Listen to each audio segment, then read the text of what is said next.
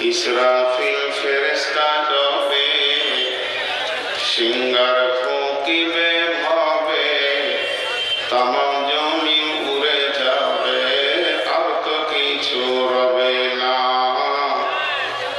এ দুনিয়া ফানা হবে, যেন জানো না। শোনো মুমিন মুসলমান, করি আমি নিবেদন, এ দুনিয়া ফানা হবে, যেন জানো না।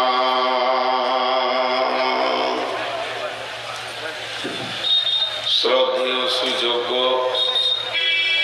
অত্র এলাকার কৃতি সন্তান, আপন জনসাধারণের নির্বাচিত আজকে সদরে সভা উপস্থিত আকাশের তারকা সদৃশ্য আলেম ওলামাবৃন্দ, সামনে আমার দিনদার ইমানদার মুমিন ভাই সকল ও পর্দা থেকে সুন্নেওয়ালি মোমেনা মা ও বোনেরা,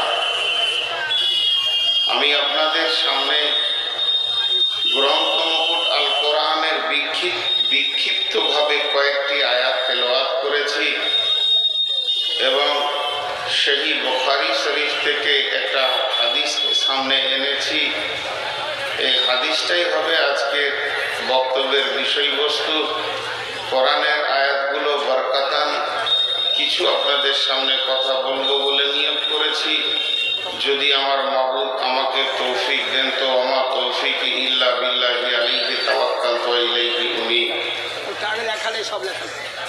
আজকে সম্মানীয় সভাপতি এবং আগত অতিথি, আমরা যারা এখানে পৌঁছেছি, এক মহিলা মাদ্রাসা কেন্দ্রিক আয়োজিত মাহফিল আমাদেরকে এনেছেন আল্লাহ, আমরা সেই মহান মুনিবের দরবারে একবার শুকরিয়া করি, সকলে বলি আলহামদুলিল্লাহ। দরুদ ও সালাম বর্ষিত হোক আখিরি পয়গম্বর নবী মুহাম্মদুর রাসূলুল্লাহ সাল্লাল্লাহু আলাইহি সাল্লামের উপর। আল্লাহুম্মা আমিন, আল্লাহুম্মা সাল্লি আলাইহি, আল্লাহুম্মা বারিক আলাইহি। আজকে এই প্রোগ্রামে আমি শেষ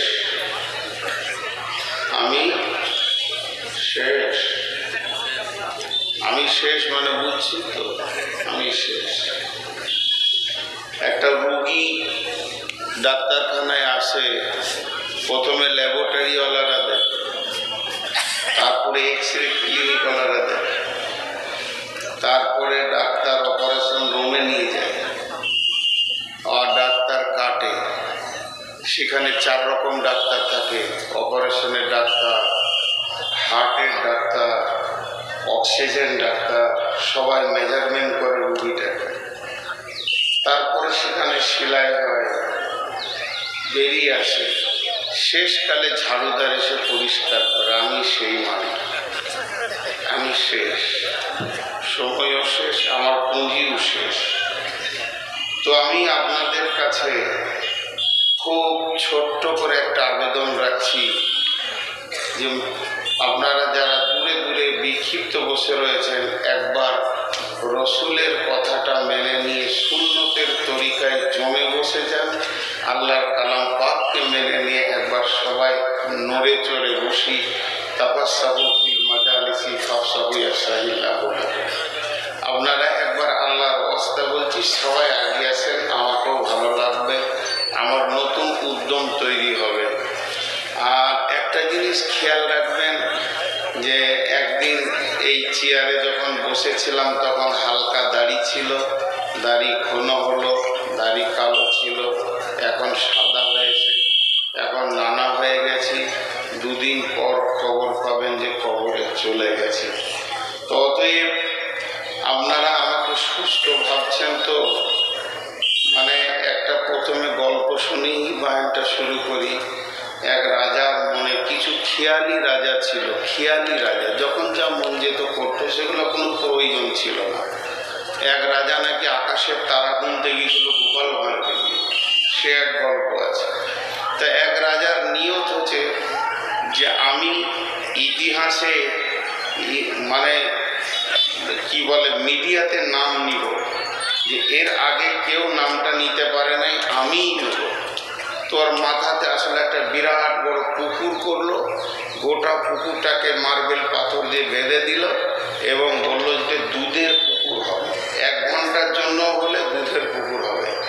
এলাকার যত ঘোষ ছিল গোয়ালা তাদেরকে ডেকে বলল, প্রত্যেক তোরা বাধ্যতামূলক 1 ঘড়া করে দুধ রাতের আঁধারে ফেলে দিবি, সকালে দেখবো দুধের পুকুর, আমার নামটা হয়ে যাবে ইতিহাসে, ঝামেলা চুকে যাবে। লম্বা একটা ড্রেন করে দিয়েছে, এখানে সব দুধ ফেলবি। রাজা ফজরের সময় উঠে এসে দেখছে আজকে আমার নাম হবে, লোক হইচই করে দেখবে, কিন্তু আসলে পানির পুকুর হয়ে গেছে। রাজার তো মাথা খারাপ, এতগুলো গোয়ালা, এলাকায় ঘোষ, প্রায় 2-4 লক্ষ ঘোষকে বললাম, আর এরা পানি কি করে কি হলো, সব কটাকে একটা হল করে ঘুরেছে। বলে সত্য কথা বল, নাহলে মেরে দিব। সবাই বলছে স্যার আমি মনে মনে ভাবলাম সবাই দুধ দিচ্ছে, তো আমি 1 ঘড়া পানি দিই, আসলে পানি সবাই। এবার যেখানেই গেছি খালি বলছে আজকে রাতটা আপনি শেষে নিয়ে কষ্ট করে নেন, কাল থেকে আর করতে হবে না। আবার কাল যেখানে যাব ওরা বলবে এই একটা রাত খালি কষ্ট করে নেন, আর করতে হবে না। তা আমার কপালে এটা আল্লাহ মেরে দিয়েছে, এটা মানুষের তৈরি নয়, আমার এটা কপালে আছে, শেষকালে পাবো। আমার এখন বর্তমান সুগার হচ্ছে 490, এই পানি নিয়ে বসেছি, এই খানিক করে পানি খাবো আর চাবো। তো একটু করে সহানুভূতির নজরও দেখতে হয় মানুষকে। আমার পা দুটা আগুনের মতো জ্বলছে, তো সত্য কথাগুলো বলছি। পাগুলোকে ঘষছি, কখনো মার্বেলে ঘষছি, এটা আমার বয়সও শেষ, কারণ প্রত্যেকটি এভাবে পৃথিবী ছাড়তে হয়েছে, আমাকেও ছাড়তে হবে। যাই হোক, আপনারা বসেছেন, আমি আপনাদেরকে একটা বড় খবর নিয়ে এসে পৌঁছিয়েছি, কিন্তু সকলে উঠেও আসলেন, কেউ কেউ উঠে আসতে পারেনি, ওগুলো সিপিএমের মাল ছিল পুরাতন, যেখানে বসেছে সেখানটায় দখল করেছে, ওরা উঠবে না, ওখানেই থাকবে। ওদের কাছে কোরআনও কাজে লাগবে না, হাদিসও কাজে লাগবে না, আল্লাহ পাকে আর রসুলই পাকে। আর এইখানে এরা দাঁড়িয়ে আছে, এরা যে কোন বংশ থেকে এসেছে, এদের বাপিকে আর এদের মাইকে, এদেরকে কি আদব একটু শিখায়নি, এদের কি হায়া, লজ্জা, শরম, চামড়ার সাইজ কতটা মোটা হলে এখনো দাঁড়িয়ে থাকতে পারে। আবার চুল রেখেছে দেখছেন, গোটাটা নাড়া করে মাথার উপরে, মনে হচ্ছে 2টো মাথা নিয়ে দাঁড়িয়ে। লজ্জা কর বা খানিকটা লজ্জা কর। চলে, আমি আজকে সরাসরি চলে যাচ্ছি মেন প্রেক্ষাপটে। কিয়ামত, কিয়ামত সম্পর্কে রাসূলুল্লাহ সাল্লাল্লাহু আলাইহি ওয়াসাল্লামকে অনেক প্রশ্ন করা হয়েছে। সেই দিনটা আসছে কই? আল্লাহ রসুলকে আল্লাহ বললেন তুমি বলে দাও, কুল ইন্নামাল ইলমু ইনদাল্লাহ ওয়া ইন্নামা আনা নাযিরুম মুবিন। সেই দিনের পরিপূর্ণ জ্ঞানটা আল্লাহর কাছে আছে, কবে আসবে, কোন টাইমে আসবে। আমি তোমাদেরকে শুধু ভয় দেখানেওয়ালা, সেই দিনের খবর দেনেওয়ালা। নবী মানে তো সাংবাদিক, নাবা মানে খবর। নিজের পয়সায় কিনা লয়, শ্বশুর ঘর থেকে লুটা মাল, আর বাপের কুপুত্র, কোন জায়গায় যে 100 লিটার বাড়াইতে হয় এটাও না। জি, তো আমি মাত্র তোমাদেরকে ভয় দেখাতে এসেছি। আমি যতগুলো আয়াত করেছি সব এই ধরনের। আল্লাহ তাবারাক ওয়া তাআলা বলছেন, একদিন ক্ষুদ্রতম নেকি বা গুনাহ বহিঃপ্রকাশ ঘটে যাবে, জাররাতিন খায়রান ইয়ারা জাররাতিন শাররান ইয়ারা। হযরত উমর ফারুক রাদিয়াল্লাহু তাআলা আনহু রাত্রিতে অন্ধকারে সফর করছিলেন, সাথে অনেক সঙ্গী ছিলেন সফরের সাথী। তো হযরত উমর হঠাৎ বলে ফেললেন আঁধারের ভিতরে যে কেউ এমন আছো যে আমাকে একটা কোরআনের আয়াত শোনাবে, যে আয়াতটা শুনলে আমার দিলটা আল্লাহর ভয়ে কেঁপে উঠবে, ভাইব্রেশন সৃষ্টি হবে। তো পেছন দিক থেকে সাউন্ডটা আসছে, আঁধারে, কে তা নয়। বিসমিল্লাহির রহমানির রহিম। ফামান ইয়া'মাল মিসকালা যাররাতিন খায়রান ইয়ারা ওয়া মান ইয়া'মাল মিসকালা যাররাতিন শাররান ইয়ারা। উমরকে খিতাব করে বলা হচ্ছে,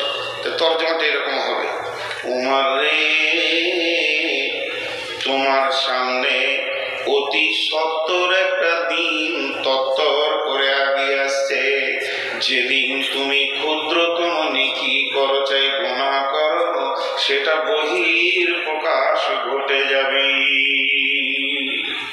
হযরত তোমার ডুকরে কাঁদতে লাগলেন, ডুকরে কেঁদে উঠলেন বাচ্চা ছেলের মতো, দিয়ে বললেন আমি অনেক ভয় পেয়ে গেছি, আমি এখন কাঁদছি, তোমরা কেউ আছো আল্লাহর কালাম পাক দিয়ে আমার কান্নাটা বন্ধ করে দিতে পারবে? আল্লাহর কালাম পাক দিয়ে আমার কান্নাটাকে বন্ধ করতে হবে, কেউ আছো? একই কণ্ঠে আবার ভেসে আসছে, বিসমিল্লাহির রহমানির রহিম, লা তাকনাতু মির রাহমাতিল্লাহি। উমর রে, তুমি নিজেকে বঞ্চিত করো না, হতাশা হয়ে যেও না আল্লাহর রহমত থেকে। আল্লাহর রহমত কত বড়, কত ওজন, কত লম্বা, কত চওড়া। সারা বিশ্ববাসী যদি নেকি ছেড়ে দিয়ে একসঙ্গে গোনাতে নেমে যায়, আসমান জমিটা যদি গোনাতে ভরে দেয়, আর একবার যদি আল্লাহ রহমতের নজরে তাকায়, সমস্ত ইমানদার বেঈমান জান্নাতের ফায়সালা পাবে। অতএব হে উমর, তুমি আল্লাহর রহমত থেকে নিজেকে বঞ্চিত করিও না। কোরআন দিয়ে কাঁদলো, কোরআন দিয়ে তার কান্না বন্ধ হলো। তো কিয়ামতের দিনটার ব্যাপারে আমাদের একটা ধারণা এক পেশি সৃষ্টি হয়ে আছে, তবে ভালো, খারাপ নয়।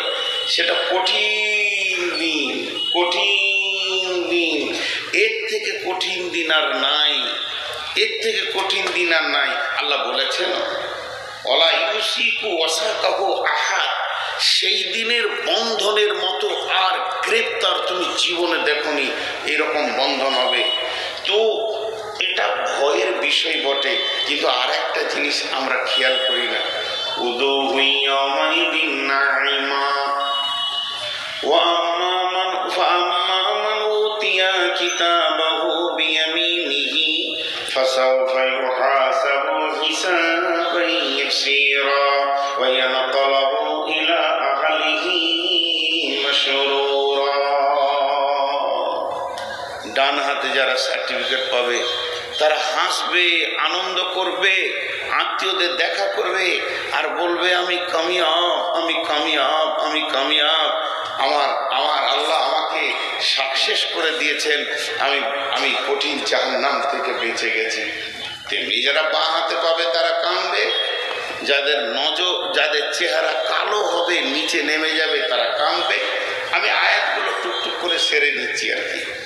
তো ঠিক এইভাবে কোরআনে আল্লাহ তাবারাক ওয়া তাআলা অনেক কথা বলেছেন, একদিকে সুখ তো আর একদিকে দুঃখ। তো কিয়ামতের ময়দানটা যেমন সুসংবাদ বহন করে, তেমনি দুঃসংবাদও বহন করে। কিন্তু আমরা দুঃসংবাদের কথাটা বেশি জেনে রেখেছি, এটা জেনে রাখাটা ভালো, তাতে আমরা যেন ভালো আমলের ময়দানে দাঁড়াতে পারি। কিন্তু গোটা কিয়ামতটা শুরু থেকে শেষ পর্যন্ত, কিয়ামত একদিন শেষ হয়ে যাবে, কিন্তু জান্নাত আর জাহান্নামের জিন্দেগি শেষ হবে না। কিন্তু গোটা কিয়ামতের ভিতরে আপনার আমার দিলের তাসাল্লি দেবে, সান্ত্বনা দেবে, দিলকে ঠান্ডা করবে, এরকম কোনো জিনিস আছে কিয়ামতের ময়দানে? আছে, চারটা আছে, চারটা গুনে নেন। তার মধ্যে আজকে একটাকে বিস্তারিত বলবো আর তিনটে গুনিয়ে দিব। বিসমিল্লাহির রহমানির রহিম, ইন্না আতাইনাকাল কাউসার ফাসাল্লি লিরাব্বিকা ওয়ানহার ইন্না শানিয়াকা হুয়াল আবতার। কিয়ামতের ময়দানে হাউজে কাউসারটা রয়েছে সান্ত্বনাদায়ক জিনিস, নিজের পিপাসা মেটানোর জিনিস। এটা আমার রবের তৈরি, পৃথিবী মানবের নয়। কিন্তু ওই হাউজে কাউসারটা আমার রব হাদিয়া করে দিয়েছেন, তোহফা দিয়ে দিয়েছেন তিনার নবীকে। সেটা কন্ট্রোল করবেন কে? আখিরি নবী মুহাম্মদ রাসূলুল্লাহ সাল্লাল্লাহু আলাইহি ওয়াসাল্লাম। সেই হাউজে কাউসারটা গোল নয়, সেটা লম্বা নয়, চৌকান্না হবে। আপনার নজর এক প্রান্ত থেকে আর এক প্রান্ত দেখতে পাবে না, কিন্তু বিরাট লম্বা চওড়া। ওখানে আকাশের তারার মতো অসংখ্য পেয়ালা জ্বলজ্বল করে ভাসবে। চারিদিকে ফেরেশতার সিকিউরিটি দেওয়া থাকবে, আল্লাহর হুকুমের সিকিউরিটি থাকবে। অন্য কোনো দিকে পানি পান করা যাবে না। আল্লাহর নবী একই দিকে পানি পান করাবেন এবং উম্মতের হাতে পানি তুলে দেবেন। ওই পানিটার লাভ কি, ওই পানিটার ফজিলত কি, ওই পানিটা পান করলে আপনার আমার কি উপকার হবে?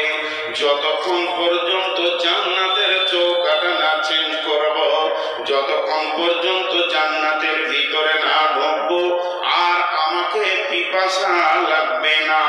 এ হাউজে কাউসারটা আমার রব তার নবীকে আতা করেছেন, তাকে হাদিয়া করেছেন। বিশ্ব নবী কাউন্টিং করবে, তারপরও সে ফেরেশতার সিকিউরিটি থাকবে। দুই দিকে কলাক্সিবেল গেটের মতো পর্দা থাকবে। আল্লাহর নবী যাকে উম্মত ভাববেন, উম্মতের প্রতীক চিহ্ন পাবেন, তার হাতে পেয়ালা পানি ধরিয়ে দেবেন। যাকে তিনি উম্মত মনে করবেন না বা উম্মতের কিছুই যার কাছে পাওয়া যাবে না, ওই লোকটা যখন যাবে পানি পান করতে, বিশ্ব নবী জীবনেও কাউকে রেখে কথা বলেননি। সেই দিনই বলবেন সোহকান সোহকান লিমান গায়্যারা মিন দীনি, সোহকান সোহকান লিমান বাদদালা মিন দীনি। তুমি আমার সামনে থেকে সরে যাও, আমার আনিত আদর্শ আইডিয়ালকে তুমি চেঞ্জ করে দিয়েছো, বদল করে দিয়েছো। তোমার সঙ্গে আমার কোনো আত্মীয়তা নাই। নবী উম্মত, উম্মত নবী যে একটা সম্পর্ক, এটা বাতিল ঘোষণা করা আছে তোমার সঙ্গে আমার। অতএব তুমি আমার কাছে পানি পাবে না।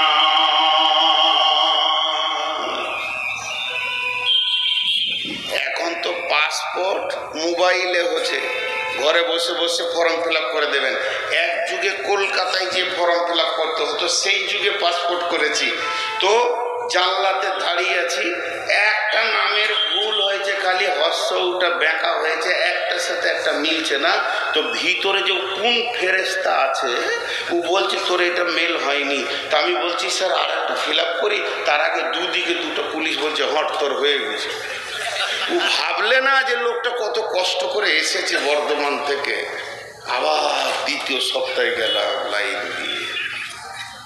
তো ঠিক আল্লাহ রসুলের নারাজি সংবাদটা পাবে তো জাহান্নামের ফেরেশতার ছাপ্পা মারবে, হট তোর হয়ে গেছে। আল্লাহ বহু বেয়াদবি দুনিয়াতে করে নিয়েছো, আর বেয়াদবি তোমাকে করতে দিব না। একটা জি, যারা রসুলের উম্মত, আমরা দাবিতে 16 আনা যে আমরা রসুলের উম্মত, কিন্তু যদি নবী মুহাম্মদ সাল্লাল্লাহু আলাইহি সাল্লাম নামে একটা গেট তৈরি করা হয়, যেরকম এয়ারপোর্টে ইমিগ্রেশনের গেট আছে, আপনি ঢুকবেন তো ঠিক কিছু নাই, টিক টিক টিক টিক মাল আছে, ধরা পড়ে গেল। তো গেটটাকে তৈরি করেছে যে মালগুলো পাচার করা যাবে না, সেই মালের উপরে তাদের এমনভাবে সাজানো আছে আপনি পার করতে পারবেন না। যদি ওই রকম হতো যেখানে একটা গেট আছে, যে উম্মত হবে পেরিয়ে যাবে, সাউন্ড হবে না, আর যে উম্মতের বাইরে টিক টিক করবে, তা আমরা একটাও পেরিতে পারতাম না। কারণ আমাদের অবস্থা কি, মাথার চুল থেকে নিয়ে পা পর্যন্ত রসুল একটু নেই। পানি পান করছে বাম হাতে, সাউন্ড কি, ডান হাতে পানি পান করে না, আবার স্টাইল করে বাম হাতে খাচ্ছে। জি, খাওয়ার শেষে দোয়া, এটা আবার এই আধুনিক দোয়া।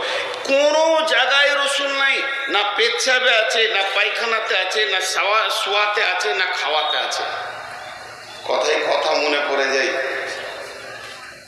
68 বছর বয়স, 8টা ছেলের বাপ, টাকা আছে, হজ করে এসে বাড়িতে ফিরেছে, হাজি সাহেব মানুষ, ফরজ গোসল জানে না। এবার বলেন ওর জীবনের নামাজগুলো কবুল হয়েছে কিনা মুফতি সাহেব বলবে। 8টা ছেলের বাপ,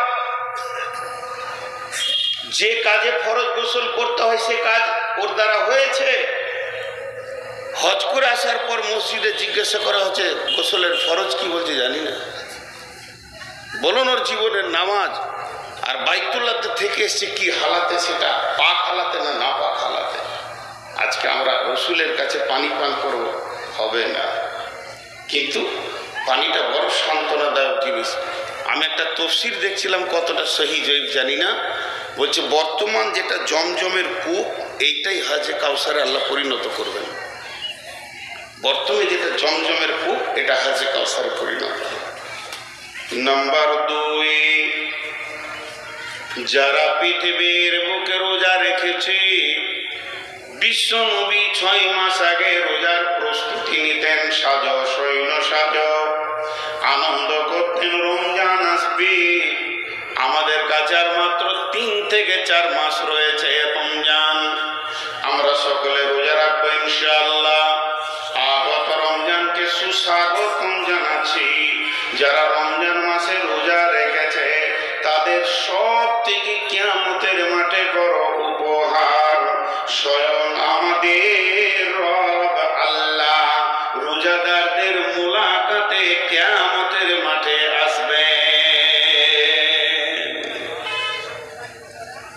কিয়ামতের মাঠে রোজাদাররা আল্লাহকে দেখবে। হাজি ভাই, যার কাছে আমার জীবনের সমস্ত মানদণ্ডের হিসাব, জান্নাত জাহান্নামের ফায়সালা, যিনি আহকামুল হাকিমিন, যিনার কোনো পরামর্শদাতা নাই আর প্রয়োজনও নাই, যিনার কোনো উকিলের প্রয়োজন নাই, তিনি যদি সমস্ত জাহান্নামীকে জান্নাতে দিয়ে দেয় তো কেন দিলে কথা বলার কারো ক্ষমতা নাই। সেই রকম মাবুদ আপনার আমার মোলাকাতে আসবেন এই রোজার কারণে। রোজা ছাড়বো ইনশাআল্লাহ, রোজা ছাড়বো না রোজা রাখবো, রোজা রাখবো ইনশাআল্লাহ। নাম্বার 3, ইয়াউমা তারাল মুমিনিনা ওয়াল মুমিনাতি ইয়াসআ নূরুহুম বাইনা আইদিহিম ওয়া বিআইমানিহিম বুশরাকুমুল ইয়াওম।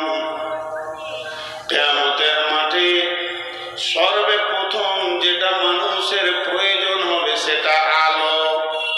তার কারণ কিয়ামতের ময়দানটা অন্ধকার হবে, সূর্য থাকবে না, তারা থাকবে না, নক্ষত্র থাকবে না, বিদ্যুৎ প্রকল্প থাকবে না, জেনারেটর থাকবে না, মোমবাতি থাকবে না, জোনাকি পোকা থাকবে না। যে উপকরণ দিয়ে আমরা আলো পাই এগুলো একটাও থাকবে না। কিয়ামতের ময়দানটা চমকাবে একটা আলোতে। ও আশরাকাতিল আরদু বিনূরি রাব্বিহা, আমার রবের নূরে কিয়ামতের ময়দান চমকাবে। তবে তার নূরের ভিতরে থাকবে কুদরতি ক্ষমতা। বেঈমানরা সে নূর দেখতে পাবে না। যে বেঈমানরা এই পৃথিবীতে মসজিদের দরজা দেখেনি, তারা কোনোদিন সেই নূর দেখতে পাবে না। ওই দিন নূর দেখবে কে? ওই দিন নূর দেখবে যে 5 ওয়াক্ত সালাতে হাজির দিয়েছে। ইয়াউমা তারাল মুমিনিনা ওয়াল মুমিনাতি ইয়াসআ নূরুহুম বাইনা আইদিহিম ওয়া বিআইমানিহিম বুশরাকুমুল ইয়াওম। তিরমিজি যখন পড়ছিলাম তো একটা হাদিস পেয়েছিলাম যে এই হযরত আবু হুরায়রা উযু করছে, তেমনি করে পানি নেই, মানে এই পর্যন্ত টানছে। এই পর্যন্ত কোরআনে আছে ফাকসিলু উজুহাকুম ওয়া আইদিয়াকুম ইলাল মারাফিক, এই পর্যন্ত। ও এত বেশি করে টানছে। হযরত উমর রাগী মানুষ, দেখতে দেখতে, আর ই যত রাগী তত নরম, জীব যত নরম দাঁত তত শক্ত, থাকে পাশে পাশে। ঠিক আবু হুরায়রা আর হযরত উমর দুটি পাশে পাশে, মহব্বত খুব, কিন্তু খুব নয়। উমর দেখতে দেখতে বলছে, ওই তুই কতটা পানি টানছিস, যেই ওই পর্যন্ত, আর ওই ঘাড়ে ধরেছে। বেশি বুঝিস তো কোরআন, তোকে বেশি বুঝতে হয়েছে। বলে কেন? ছাড় ভাই। বলে ছাড়, তোকে ছাড়বো, রসুলের কাছে নিয়ে গিয়ে ছাড়বো তোকে। নবীজির কাছে নিয়ে গেছে। তা আবু হুরায়রা নরম মানুষ, কাবু, এই ছাড়ো ছাড়ো, কি হলো? ইয়া রাসূলুল্লাহ, উজুতে হাত কতটা দেবো? এই বলে কোনায় পর্যন্ত, মারাফি এই কোনায় পর্যন্ত। তখন বলছি কতটা টানছে দেখেন, বলে এই পর্যন্ত। জি। নবীজি বললেন আবু হুরায়রা, তুমি কি কোনায় থেকে আরো বেশি টানছো? বলেছি হ্যাঁ। পারমিশন দিল কে? তখন আবু হুরায়রা বলছেন, দয়ার রাসূল গো, আপনি বলেছেন উজু করার কারণে উজুর জায়গাগুলো কিয়ামতের ময়দানে নূরে ঝকমক করবে। আমি সেই জন্যে উজুর পানিটা একটু আগে বাড়িয়ে দিছি, আমার মুখটা যেন আরো বেশি হয়ে যায়। আল্লাহ নবী বললেন, ওমর রে ছেড়ে দাও, ওর তো উজুর নিয়ত নয়, নূর বাড়ানোর নিয়ত। উজু তো হয়েই যাবে।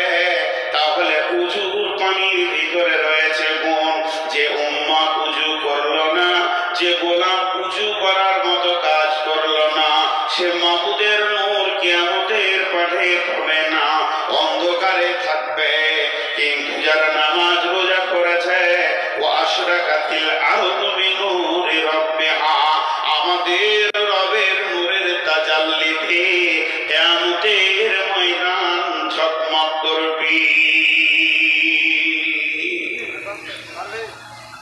একটা মজার কথা আপনাদেরকে বলে দিই। সবাই জমা হচ্ছে এখানে, দিয়ে মাদানী ভাই বড় বড় গরু এনেছে, স্পেশাল মাল, ইনশাল্লাহ পেট ভরে খেলে ডায়রিয়া, অর্ধেক তেল অর্ধেক চর্বি। সবাই আমরা বসে গিয়েছি, কিন্তু ধান্দা তো ওইদিকে লেগে আছে যে কখন ডাক পড়বে। এটাকে উদাহরণ দিচ্ছি। কিন্তু আপনি গেটে ঢোকার সঙ্গে সঙ্গে আপনাকে টিকিট দিয়ে দিয়েছে, এখনো খাবার ডাক পড়েনি। টিকিট পেয়েছেন মানে আপনার থালা লেগে গেছে। কথাটা বোঝাতে পারলাম তো? কিয়ামতের মাঠে আপনি যখন উঠবেন, এখন বিচার হবে, ফাইসালা হবে, কিন্তু যদি আপনার উজুর জায়গাতে নূর লেগে গেছে মানে আপনি বুঝলেন যে কাজ হয়ে গেছে। কোরআন বলছে এটা, ইয়াউমা তাবিয়াদ্দু উজুহু ওয়া তাসওয়াদ্দু উজুহু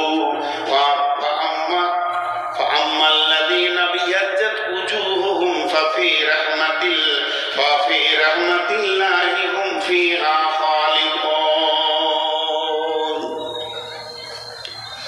সেই কিয়ামতের দিনে কিছু চেহারাতে নূরে ঝকমক করবে, আর কিছু চেহারা কালো হবে।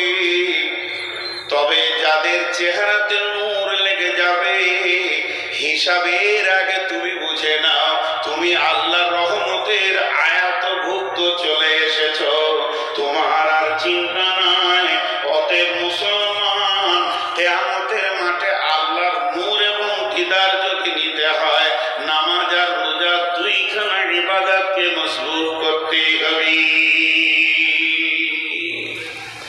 চারটা সান্ত্বনাদায়ক জিনিস বলেছি, তার মধ্যে তিনটে বলা হলো। একটা হাউজে কাউসারের পানি, একটা আল্লাহর দিদার, আর একটা হলো আল্লাহর নূরের তাজাল্লির জ্যোতি। তিনটে বলা হলো, একটা বাকি আছে, এইটি বিস্তারিত বলবো। আর একটা কি আছে? মনের সান্ত্বনা, দিলের তাসাল্লি দেওয়ার মতো। থাকবো কোথা? গাছ থাকবে না, পালা থাকবে না, ছাদ থাকবে না, মাথার উপরে সূর্য থাকবে, মাটি তাঁতা করে তামার মতো জ্বলবে। কিয়ামত এই মাটিতেই হবে, যেটাতে আমরা বসে আছি, এই জমিনেই কিয়ামত হবে। তাহলে যাব কোথা? নদী নাই, নালা নাই, পুকুর নাই।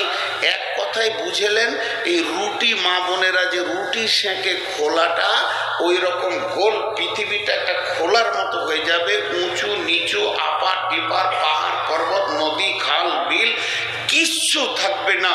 40 বছর পৃথিবীটা শূন্য অবস্থায় পড়ে থাকবে। অনুফিকা ফিসুরি ফাসিকা মান ফিস সামাওয়াতি ওয়া মান ফিল আরদি ইল্লা মান শাআল্লাহ সুম্মা নুফিকা ফিহি উখরা। যখন দ্বিতীয় সুর ফোঁকা হবে, এই মধ্যখানে 40 বছর একদম কইলেন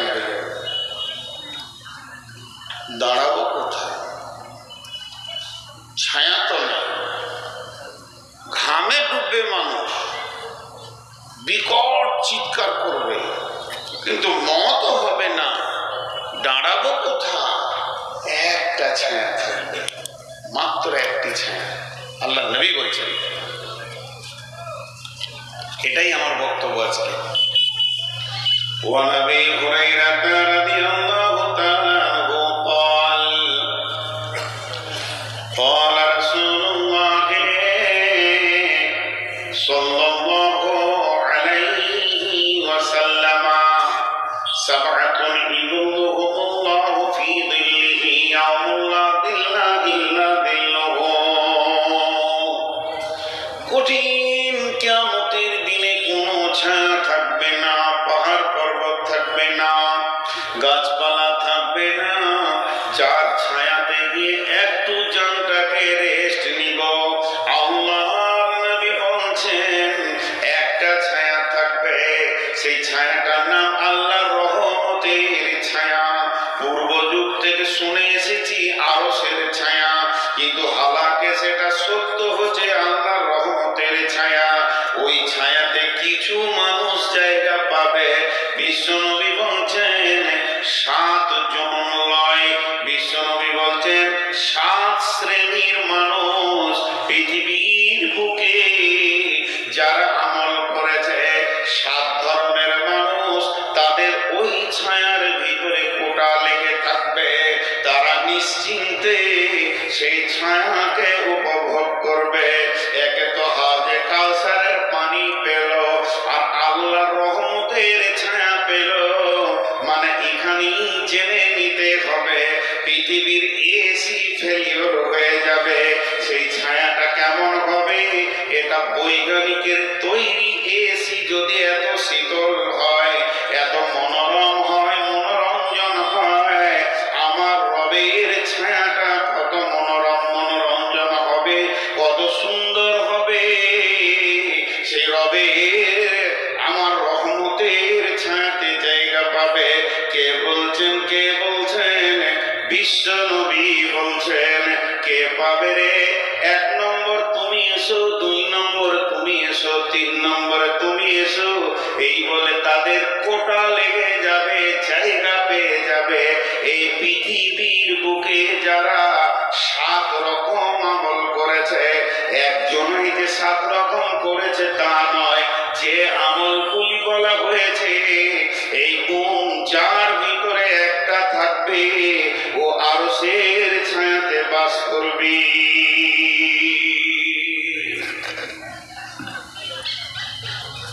এরা উঠছে কেন? 12টা যে বাজে নাই বাবজি। এরা বলছে তুই থাকা, তোর বাপ থাকুক, আমাদের আরশের ছায়া দরকার নাই, পেট ভরে বস পিছিয়ে এখন ঘর। জি, রাগ করিয়েন না বাপ, যা, আল্লাহ সহি সালামতে বাড়ি পৌঁছিয়ে দেয়, যেন রাস্তায় কোনো অসুবিধা না।